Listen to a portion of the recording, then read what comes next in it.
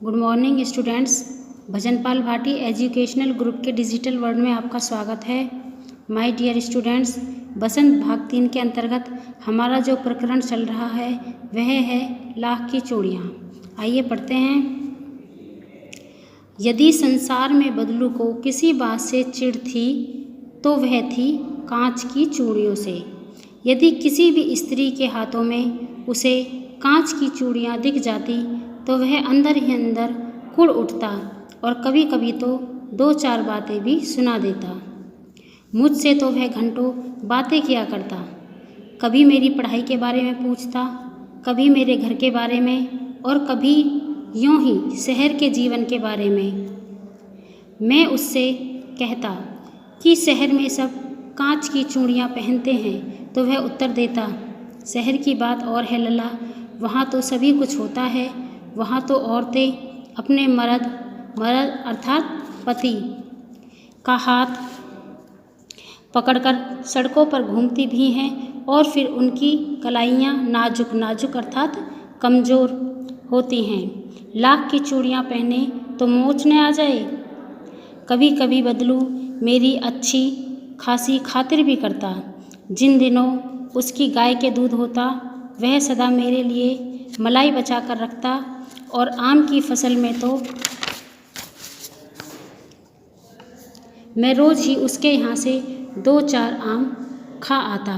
परंतु इन सब बातों के अतिरिक्त जिस कारण वह मुझे अच्छा लगता वह यह था कि वह लगभग रोज़ ही वह मेरे लिए 1-2 गोलियां बना देता।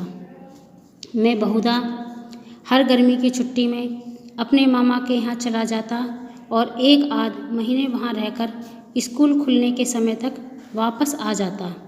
परंतु 2-3 बार ही मैं अपने मामा के यहाँ गया होऊंगा तभी मेरे पिता की एक दूसरे शहर में बदली हो गई और एक लंबी अवधि अर्थात समय तक मैं अपने मामा के गांव न जा सका। तब लगभग 8-10 वर्षों के बाद जब मैं वहाँ गया तो इतना बड़ा हो चुका था कि लाख की गोलियों में मेरी रुचि नहीं रह गई थी। अतः गांव में होते हुए भी कई दिनों तक मुझे बदलू का ध्यान न आया। इस बीच मैंने देखा कि गांव में लगभग सभी स्त्रियां कांच की चूड़ियाँ पहने हैं।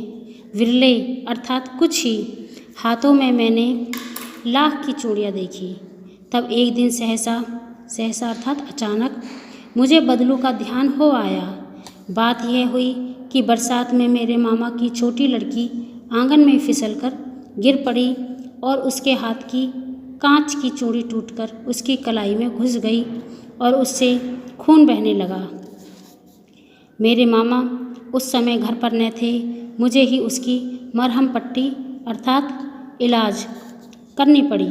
तभी सहसा अर्थात अचानक मुझे बदलू का ध्यान हो आया और मैंने सोचा कि उससे मिल आऊं। अतः शाम को मैं घूमते घूमते उसके घर चला गया। बदलू वहीं चबूतरे पर नीम के नीचे एक खाट पर लेटा था। बच्चों, आपको ये चैप्टर अच्छे तरह से पढ़ना है।